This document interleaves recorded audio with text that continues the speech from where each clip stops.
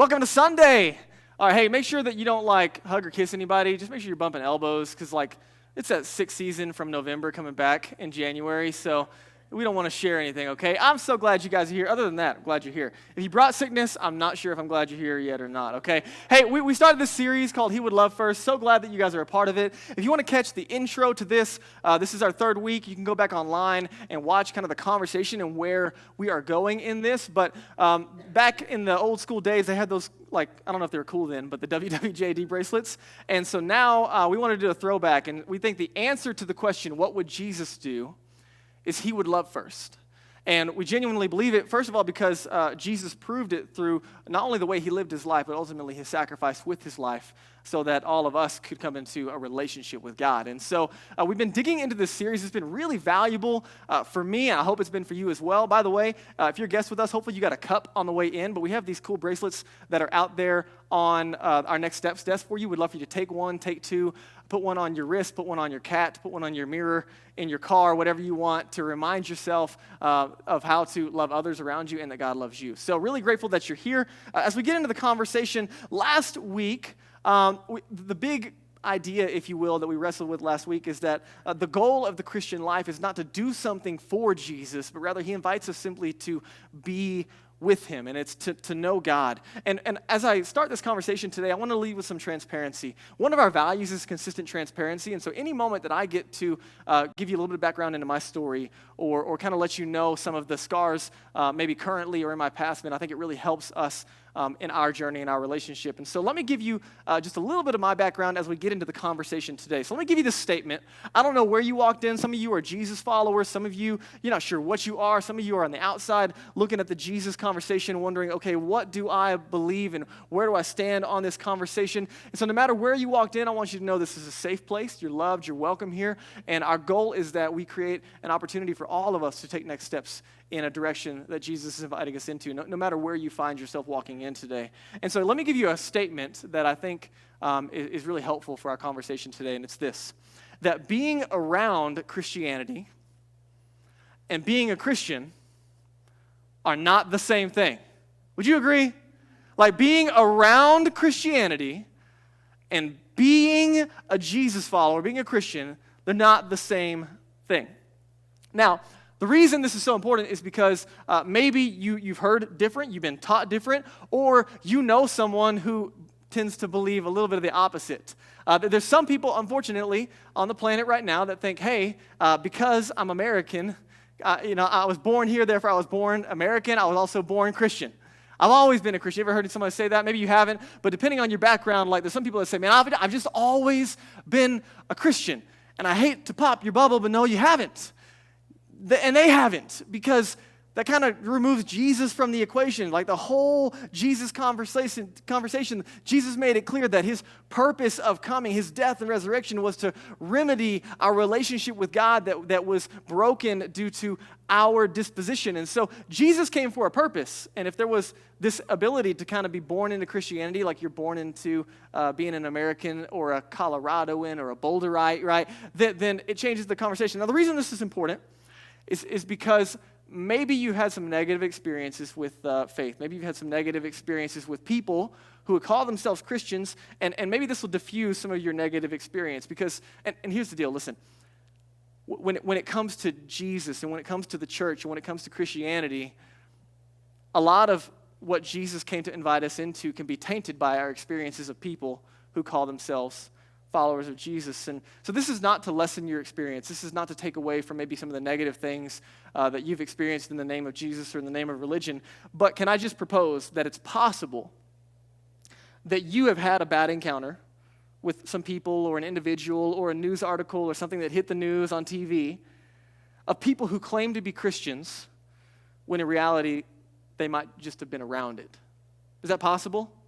Okay, so I just want to invite you into that reality that unfortunately, there are some people that have claimed to represent Jesus that didn't do a great job of it, okay? And I am the first to say that I'm definitely one of those people. I'm not consistent, I'm not perfect, and I've definitely not always kept it together. But I do believe there's some people that have been around Christianity that would call themselves Christians, and there's a disconnect.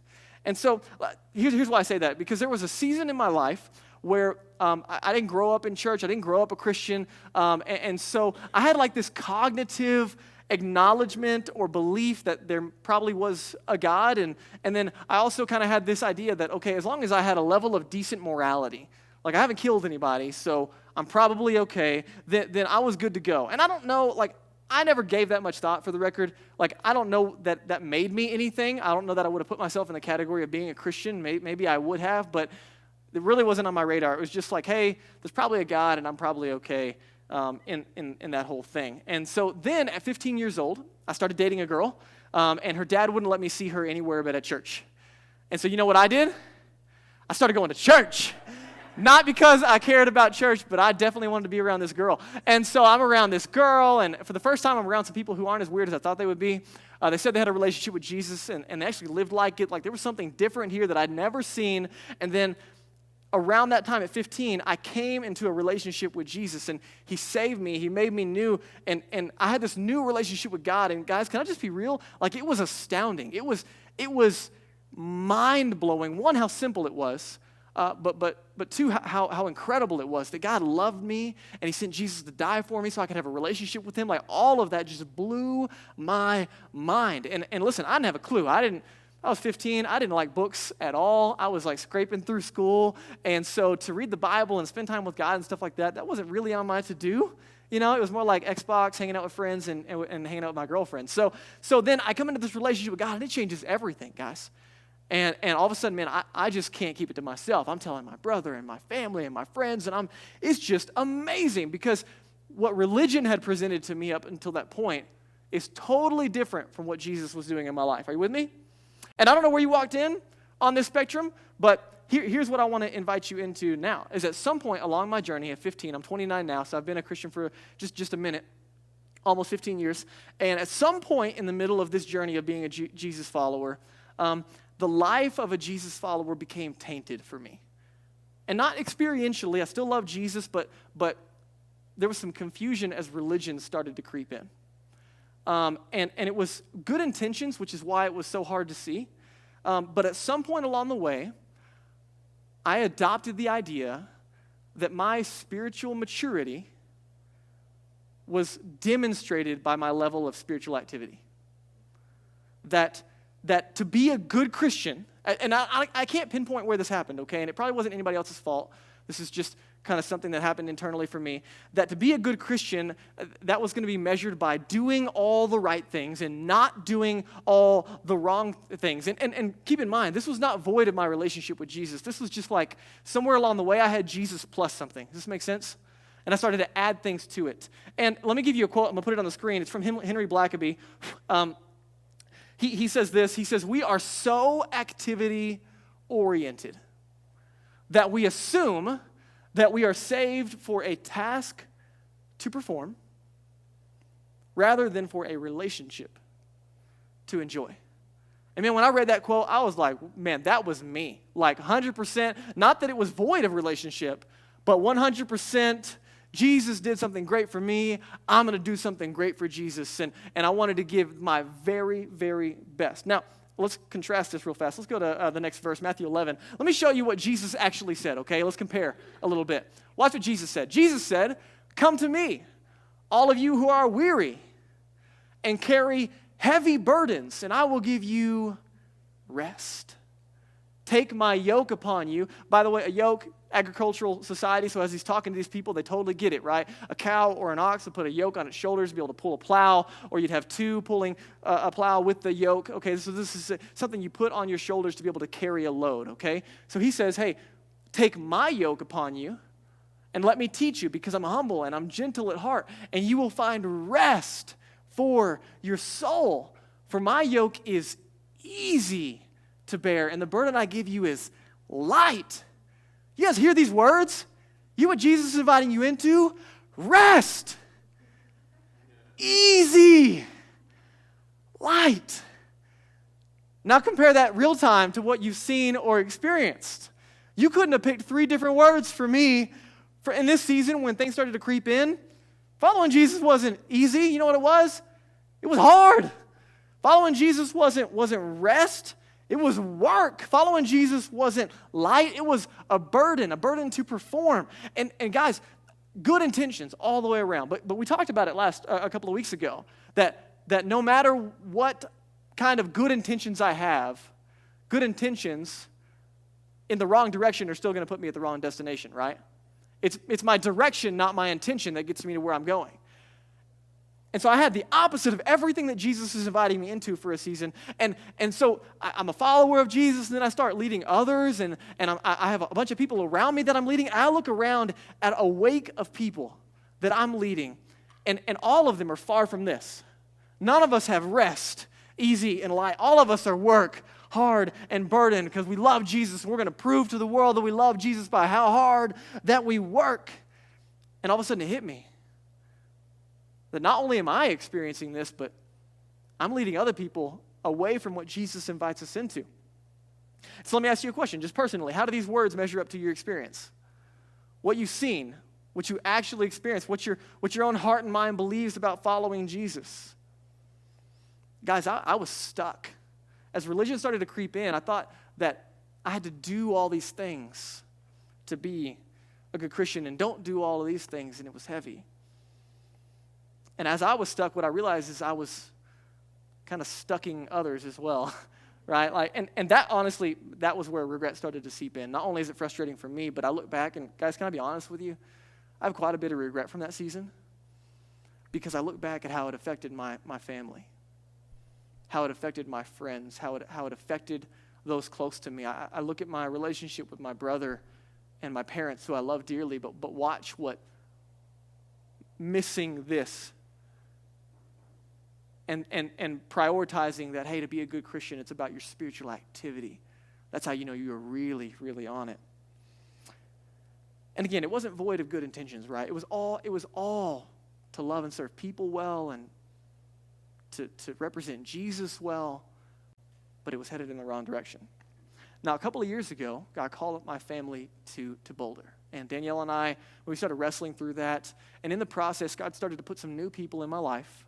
And he started to change the script for me. And our sending church is Hope Church in Las Vegas. You go check it out. The pastor there is Vance Pittman, and he was the first one that I heard articulate this the way that I'm going to share it with you today, okay? And along the way, there were some books and coaches and other leaders that God put around me that started to change and get me away from the religion that was creeping in. By the way, one of the books, I felt like I should share it with you, that really changed this is when we moved to Boulder, I read the book Emotionally Healthy Leader by Peter Scazzaro. He also wrote like a more general version called Emotionally Healthy Spirituality. And that was a game changer for me and for our team in this conversation. And what came out of all of this was this big idea, and we've been talking about it for a while. The primary call, the primary invitation that Jesus is bringing into my life and bringing into your life, no matter where you walked in on your spiritual journey, the primary call on my life was not to do something for Jesus. It was just to be with Jesus. See, so many of us have been taught that putting your faith in Jesus and believing in God and starting there, that's the starting line. And then all of a sudden you kind of enter this race into spiritual activity, and you're going to live your life for God, right? The relationship is not the starting line. What I've been learning is that the relationship is the whole thing. It's all about the relationship, and the overflow is what Jesus teaches us, is as we cultivate this relationship with God, he does in and through us what we can't do for ourselves. And the overflow is all the things that we see Jesus invite us into. And so with all sincerity, Danielle and I pack it up, move to Boulder, and man, we're pumped. No doubt in our minds. Again, it wasn't void of relationship. It just had extra things in the way. And so God clearly called us here. We're excited about it, kind of freaking out a little bit if we're being totally honest. And I had this intention in my heart, man, we were moving to Boulder to do something great for God, right? And I don't know what that was. I had no control over that, but man, we were on it. We were going to do something great for God. I remember wrestling through it, nights that I would just cry, overwhelmed and freaked out of my mind and scared, and we're moving away from family and friends and everything, and this is crazy. And then also, there was this passion and sincerity. I remember sharing with one guy when we were making relationships, and they're asking what God's calling us into, and I had this vision in my mind. This is a little embarrassing now, but I'll share it with you because we're being transparent. So I was like, man, we're going to move to Boulder, and we're going to reach 1,000 people in the first year. That's what I'm praying for. I'm praying for a move of God. We're going to reach 1,000 people in the first year. and that clearly worked, right? And so, again, ambitious and good intentions, just unrealistic. And here's why. Here's why that didn't really make a difference. And it's that God didn't move us to Boulder to do something great for him. God moved us to Boulder because he was already doing something great. You know what he did? He simply invited us to be with him. I didn't know that on the front end, but God's been teaching me that along the way. Pardon me while I silence my watch here. And so, like a sailboat, right? Catching the wind. We don't have any control over what God's doing. We just try to put our sails up and catch the wind and be a part of what God is doing. And it's been awesome. And so the summer of this year, I hit like a broken place. Just a real low, like all of my hard work, all of my effort, everything that I could bring to the table, like every awesome thing that I can do for God just wasn't working. And I wasn't seeing progress. And I felt like a failure. And we were broken and helpless, and I kind of got to this God desperation point where I just started to spend more time with God, and all of a sudden things start to change because of the people in my life and some of the conversations that I'm just spending time with God like I never had before. And then I'm learning to pray like I've never prayed before, and all of a sudden this relationship is changing for me over the summer. And so as we have this conversation, I just want you to realize how fresh this is for me and how real it is. Okay, this is not something that's been in my bag for a while that I'm just pulling out. This is something that I'm walking through right now. Now, can I be honest with you before you think like, all things went awesome and I'm super spiritual now and my relationship with God is great and I don't ever try to overperform and I never put any weight on me, right? This week has sucked. Can I just be honest? Like, we started a 21-day fast and it sucks, okay? Could we get into like the spiritual fast? And you're like, yeah, man, and I'm hoping for some experiential highs with God. And like, no joke, Monday sucks. Tuesday sucks. In my journal, I just like wrote the word really big, sucks, right? Because like, I don't feel like, man, God's speaking and I'm tired and I'm grumpy and it's just not been a great week. And so just so you know, like, the priority, the focus is changing my relationship with God, but it didn't all like come together for me. And so last week I told you the two big goals of the Christian life are first to know God, and not just intellectually, but you and I are invited to know relationally the God who created you and I. And so the daily big goal is to spend time with him, to spend time with God. And so what I want to talk to you about today is answering this big question, okay? And you might, listen, if you're not a follower of Jesus, you're like, I don't even know why this is important. What I hope this is doing for you, if you're not a follower of Jesus, is as you look at it, you get some immense clarity around what Jesus is actually inviting us into so that there's no confusion around it. You don't have to say yes today, but maybe some clarity would add to a step in his direction. And for those that are followers of Jesus, man, I hope this just shreds some weight off of our shoulders, okay? So here's the question. Why is spending time with God so important? If the big goal is to know God and the daily goal is to spend time with God, then why is spending time with God so important? There's tons of verses that we could look at to like elevate this. Let me show you one in Philippians chapter 2, verse 13. Paul says here, Paul is a guy who used to persecute the church and he was killing Christians and shutting it all down, became a Christian, became a follower of Jesus, and he's writing to a new church that he helped start, and he's just reminding them here, for God is working in you. Do you see it? Just bringing us back to the whole conversation. What is God doing? He's working in you. You're not working for him. God's doing something in you, giving you, check this out, the desire and the power to do what pleases him. Which, by the way, Jesus made it really clear what pleases God is loving him and people. Okay, so before you like add a list of religious rules to that, just know when you love God and people, you can just kind of forget about all the other stuff because that's what he's all about, okay? This is awesome. I stole this from the devotional, by the way, so a little commercial there for you. If you're not in it, dig into it. Let me show you the Amplified version because I thought they did a really good job of fleshing it out. Same verse. For it is not your strength, there it is again, you trying hard, but it's God who is effectively at work within you, both to will and to work. That is, he's strengthening and energizing and creating in you the longing and the ability to fulfill your purpose for his good pleasure. Woo! Right? You read that and you're like, whoa, that's a lot of verbs, right? You're like, yeah, this is exciting. Now, here's the deal. Anybody else feel a disconnect from that verse? You're like, yeah, God. And you look at your life and you're like, where? I don't feel no strengthening, energizing, or creating nothing. I long for some Oreos. That's what I long for. Double shot espresso is what I could go for right now. But there's a disconnect, right? So why is spending time with God so important? This is why. Because what Jesus wants to do in and through you and in and through me cannot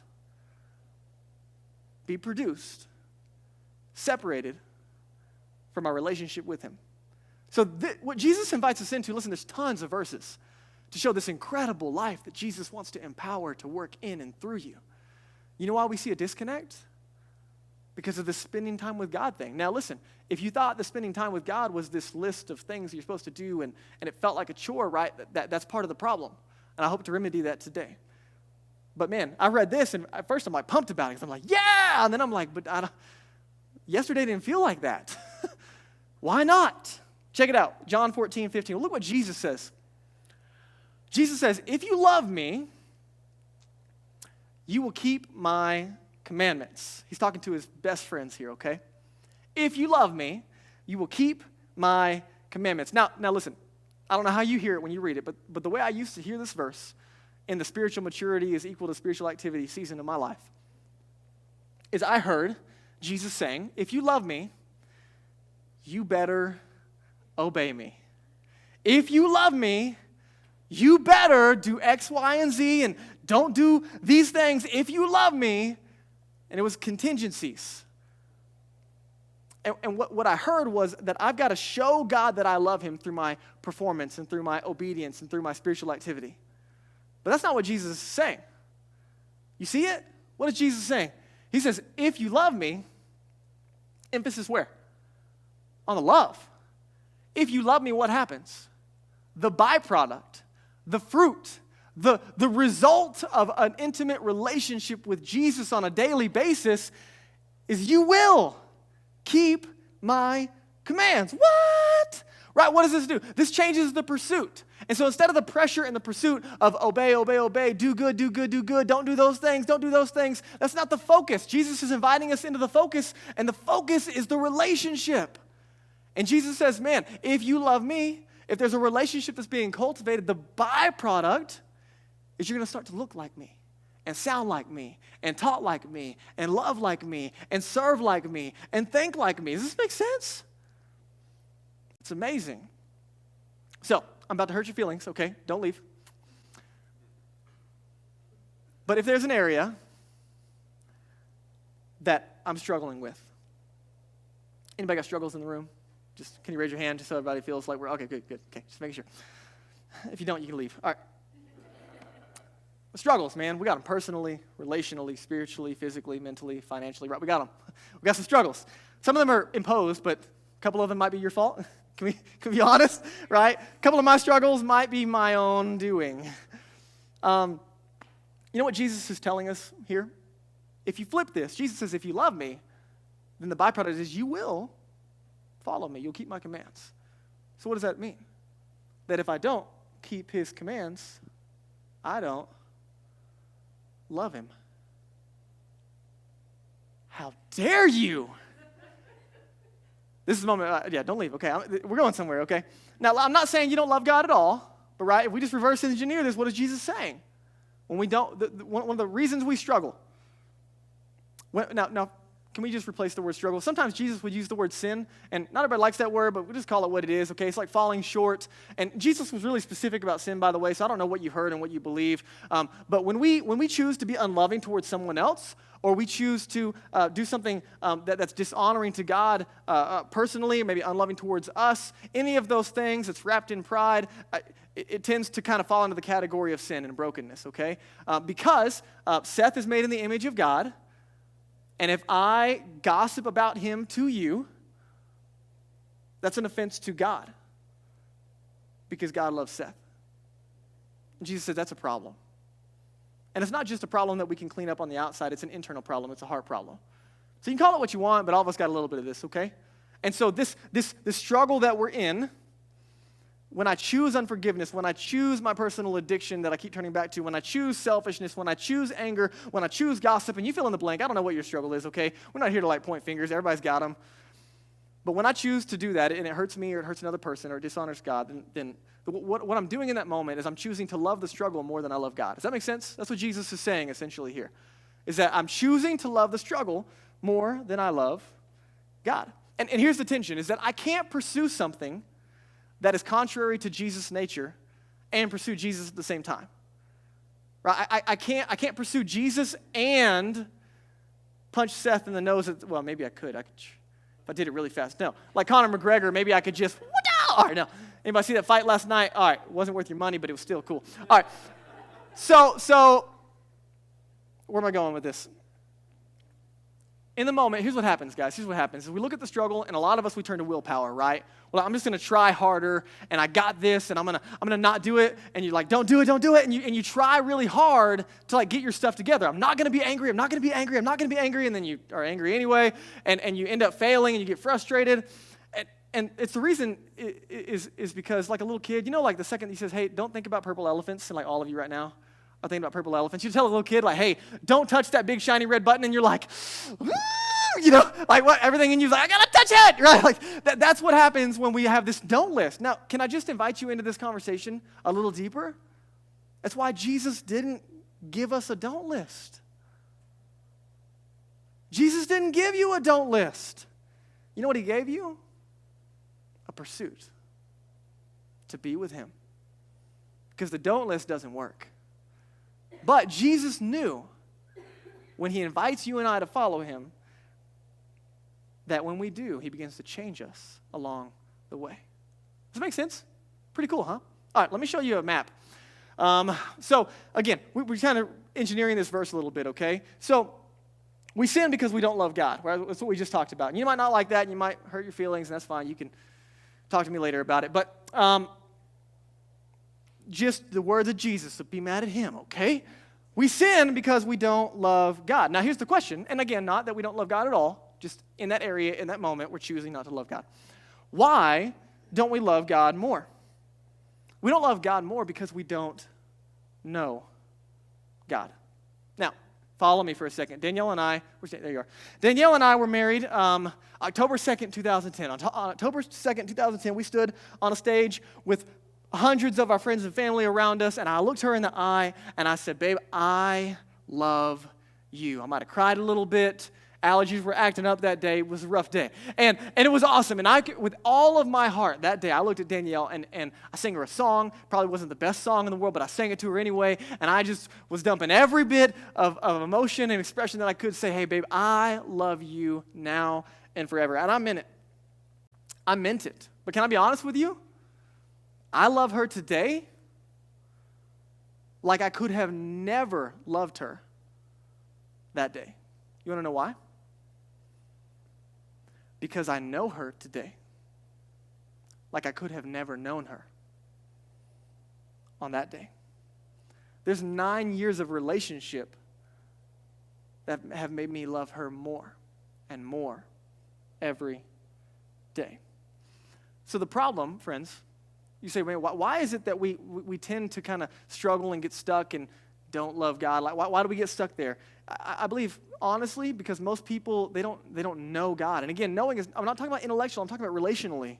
They don't know God. Like some people, man, you get introduced to Jesus and you're like, cool, Jesus died for me. He rose again to bring me in a relationship with God. And you're like, yeah, I want that. And you check the box and it's awesome and cool. And you just kind of let that be your whole life. And there's never anything else. Like probably the most famous verse on the planet, of even non-Christians would know the verse to a degree, and maybe you've heard it, maybe you haven't, is John 3:16. And it's that God so loved the world that he gave his only son so that whoever would believe in him could have everlasting life. Right? And you're like, yeah, man. Like, way to go, God. Like, that's awesome. Like, we love that verse, and it's so awesome, and God loves us, and woohoo. But listen, friends, that's only one verse. Like, if that's all that you know about God, then it would make sense that it's hard to continue to love him. Why? Because God gave us 66 books to help us get to know him in what we call the Bible today. And friends, the rest of it's not filler. Okay, it's not just something to collect dust. It's an opportunity for us to get to know his character and his heart and his passion and his direction in your life and for you and through you. And so we have the opportunity to know him more. So why don't we know God more? The reason is because we don't spend time with God. Now, let's reverse. Danielle and I were married on October 2nd. There's a day when we got engaged. And I just want you to imagine that it went something like this. I got down on one knee. I looked at Danielle. I said, babe, I want you to marry me. It probably didn't go like this, but I'm just going to make this scenario up, okay? And then I go on to describe to her what this thing is going to look like. So, hey, let me tell you, babe, what this awesome relationship is going to look like because I want to be in a relationship with you. Danielle, every Sunday, I'm going to come see you. Hour and a half, babe, you bet I'm going to be there. Unless something good's on TV. Or it's ski season. Or maybe a few other things. But most of the time, babe, every Sunday, I'm going to be there to spend time with you. And you know what, Danielle, listen, I love you so much that once a week, a group of people are going to get together in my home to talk about you. And you know what? We're going to invite you to come. You should show up. It's going to be great. But outside of that, that's about it, okay? Sundays, one night a week, but, probably outside of that, not much. Oh, wait. Unless I need something, then I'll call you. And you know what? Just to make sure, I'll probably let all my friends know that I need something too so they can call you too. Just to let you know. It's going to be great. Right? That's ridiculous. Everybody in the room, you know how, right? Danielle should have run the other way if that's how it went down. It did not go that way. That's absolutely ridiculous. Why? Because you and I both know that a relationship could never be developed in that manner. And so when Jesus invites us into a relationship with himself, is it any wonder that sometimes we feel like there's a disconnect? Why? Because we can't cultivate a relationship without time. This is clear, right?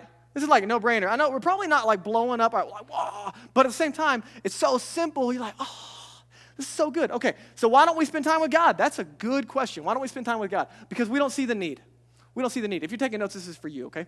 We don't see the need. All right, real quick, I don't want you to raise your hand. How many of you believe spending time with God will benefit our lives? Just in your mind, answer like, it could be a benefit to our lives to spend time with God. Just in your mind, just kind of answer that question. Okay, now, second question, how many of you believe that spending time with God is an absolute necessity? Don't raise your hands.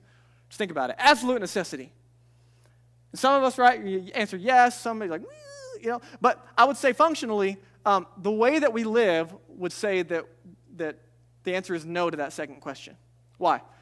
Because we don't live like it. If it's an absolute necessity, then it'd be something happening daily. But what we think is that spending time with God is a really, really, really, really, really, really, really, really good option, right? And it's important, yeah, but you know what Jesus said in John 15? Jesus said, apart from me, relationally, you can do nothing. You know how I used to read that verse? When I would read that, I heard Jesus say, apart from me, you can't do big things. And that's absolutely true. Why? Because something big happens in your life, right? What do? Yeah, you go to God, right? Especially if it's a tragedy or things get hard. Man, even, I got friends, right? They're not even Christians. They're going to go pray. If you're up there, we're going to give it a shot, right? And so what happens? Big things come, and we're like, all right, God, we're going to give it a shot. But Jesus said, no. Apart from me, you can do no thing. You know what that means? What that means is apart from Jesus, I'm going to fail as a husband. I'm going to fail as your pastor. I'm going to fail as a friend. I'm going to fail as a neighbor. Apart from Jesus, I can do nothing. Everybody in here breathing, raise your hand. Okay, look around, because if someone doesn't raise their hand, we got to call the ambulance right now. All right, good. Breathing is a necessity, yes? You don't even think about it. It's an absolute necessity. You stop breathing, we're going to have a problem. Jesus is saying our relationship with him is like the breath in our lungs. It's an absolute necessity. So, why don't we see the need? Ready? Pride. Pride simply says, God, I don't need you. And I don't know, maybe you'd say that, probably none of us bold enough to yell that out loud in the morning when we leave our driveway. God, I don't need you. But every day that you and I go without him relationally, that's what we're saying. God, I don't need you today. Asher is our 2-year-old, and he's awesome, man. He is hilarious. Love that kid. Loves puzzles. This is his favorite puzzle right now, the dino. He points at the shelf. Dino. Dino. We'll get the dinosaur puzzle out, and he takes the box, and he dumps it out. Somebody's going to clean this up, okay? And the puzzles, they come out like this, right? And he gets down, and actually he's getting pretty good at puzzles now, but like originally, he'll take pieces, and he does this, and he kind of, does it for a minute, and I'll offer, hey, Ashley, you want my help? No! No, right? Right? And in so many words, no, I don't want your help, and he'll do it, and he'll do it, and he'll do it. And eventually he gets frustrated, right? Now, granted, he's actually getting really good, but not too long ago, man, he'd sit here for a little while and do it, and then he'd go, ugh! And he'd go, Daddy! Daddy! Help! Sit! Puzzle! Right? All these different words. And I come over here, and I grab some pieces with him, and I'd look at the puzzle, and actually these are hard puzzles, by the way, so sometimes it takes me a minute, and I help him, and I give him the piece, and we find out where it goes, and we'd put it together, and I give him the piece, right? He's sitting right here with me, and I put it down kind of like close, right? Like really, really close, and he'd take it, and he just kind of push it into place, and it goes together, and he'd look up at me, and he'd go, I did it! And I'd go, yay, Asher! You did it! Right, now listen, I know, and you know that I just helped him do that puzzle, right? Like I put it right in front of him, but we're still celebrating in the moment that he was able to do it. Here's what happens. In life, God is there, and he wants to help, he wants to engage, and a lot of times you and I, God wants to say, hey, can I help you? And we're like, no! I got this! I don't need you. And we fumble around with our relationships and with our finances and our decisions and our personal self-esteem and all the things in our life that we struggle with. And eventually we can't make the puzzles, fit, and we throw it across the room and we get mad. And then eventually if you're a follower of Jesus, you might go, Daddy! Right? What does he do? He comes in and he helps you put the pieces together. You know what God's desire in my life and in your life is? It's to be with us. And God wants to come alongside you and I, and he wants to help you put this life together piece by piece. And you can't always see the big picture. Sometimes you get frustrated and it doesn't look like what it's supposed to look like. But God sees the big picture, and he's there in the process to help you. Now, the reason this is so important is because of this verse in James chapter 4. It says this, that and this is the brother of Jesus, by the way. He says that God gives grace generously. He gives grace generously, and the scriptures say that God opposes the proud, but he gives grace to the humble. So in the moments when we say, God, I got this, I don't need your help, God says, okay. And he lets you do it, right? He's not going to impose his will on your life. But then this word grace, it literally means, friends, it means God doing in, for, and through you what you cannot do for yourself. And so the moment that we turn to humility instead of pride, and we say, God, I need you, he gives grace generously. Now listen, that word generously, it's like buckets of grace. Buckets of grace.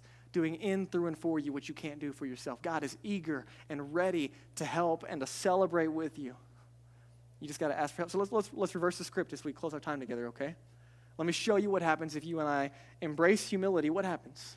We say, God, I need you. We see the need. And can I be honest for a second? Acknowledging that you need God and your emotions catching up with you can be different things. So there might be some times this week that you want to get alone with God and you might not want to be there. Can I be honest? There's a couple of days this week where I sat down to spend time with God, and the prayer went something like this: God, I don't really want to be here. I don't want to read. I don't want to listen. I'm busy. My heart, I'm tired. And I got 1,000 reasons not to be here. God, I can't, but you can, and I still need you. You can start there. And you know what happens in that moment? Even in my I don't want to be here, but I need you moment, God dumps out grace. And he starts doing in you and through you and for you, what you cannot do for yourself. And so what happens? I express humility because I see the need. And when I see the need, what happens? I start spending time with God. And when I start spending time with God, what happens? I begin to know God more. And when I begin to know God more, what happens? I begin to love God more. And when I begin to love God more, what happens? He begins to produce in me a life that looks like him. You know what this is? An invitation to be with Jesus. That's it. Nothing else. Just to be with him. So what I want to do is I want to give you a pride. I want to give you some cycles to look at. I'm going to invite the band to come as I do this, and I'm going to throw the cycle up on the screen. And here's what's going to happen. You're going to hear this, and if you're like me, you're like, yeah, man, like, oh, that's so good. Like, I want to love God, and so I'm going to prioritize it. I'm going to make it happen this week. We're going to spend some time with God. It's going to be great. And so you're going to have a temptation tomorrow morning, tonight, whenever you do your God time. You're going to be tempted not to spend time with God. And then some of you, you're going to say, man, I'm going to do it. And so you're going to make a commitment. And some of us in the room, we're going to try, and then we're going to have some temporary success. And so maybe you walk in a city group this week, and you're like, yeah, baby, been spending time with God, and you're feeling good, and it's awesome, and he spoke, and you got some journal stuff, and it's great. And then at some point, 5, 6, 7 days later, you experience failure. Miss a day, throw a puzzle piece, or something goes wrong. And then what happens? You start to feel guilty and frustrated and ashamed, and you say, man, I could have done better. And then you hit the cycle all over again. And what I want you to realize is the central piece of this cycle is I and me. I'm going to do it. I failed. I could have done better. It's all about you. Now, what I want to invite you into today is to embrace the humility cycle. And when it comes to your time with God this week, just show up and you simply say, God, and I can't do it. I can't do it. I'm not even sure I want to do it.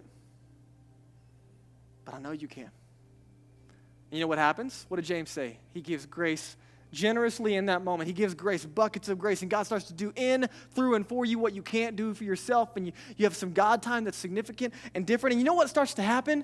Is you start to see victory. The struggles start to shift. You're not perfect, but you start to see progress. And other people maybe in your life, they start to recognize, you know what you do in that moment? Dude, it's not me. Like, I didn't have like a special God time strategy and a cool devotional and all these. Like, I just asked God to help me, and he's doing these things, and it makes much of God. And then you continue that cycle and experience victory of life change because of the relationship that Jesus invites us into. So here's what I'm going to invite you into today. Some of you in the room, you're followers of Jesus, and I just want to give you some very clear permission. Stop trying to live the Christian life and surrender your life to Jesus so he can live in and through you. You're like, is it that simple? It's that simple. Some of you, man, maybe you're here and you've never put your faith in Jesus.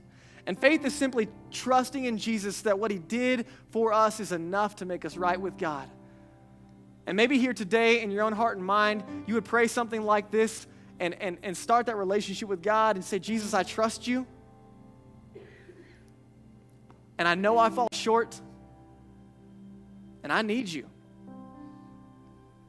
Thank you for dying for me and rising again.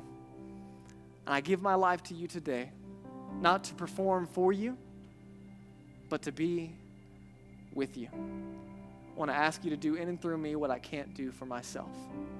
In your own words, maybe for the first time, you would pray that prayer and ask Jesus to save you. And friends, I want you to know with confidence today that you can have a relationship with God if you'll initiate that conversation. Maybe you're here and you have an area in your life where you would just turn to God and surrender and say, God, I can't. But you can. God, I won't. But you will. Maybe there's a thing, a struggle. Maybe it's just this whole God time thing. Maybe it's some baggage you've been carrying that keeps tainting your relationship with God. Man, whatever it is. Maybe some of you, it's baptism, which, can I be honest, is a step in humility. Baptism is celebrating externally what Jesus does for us internally when we trust him. So maybe you've been scared of being baptized or fearful of what other people think.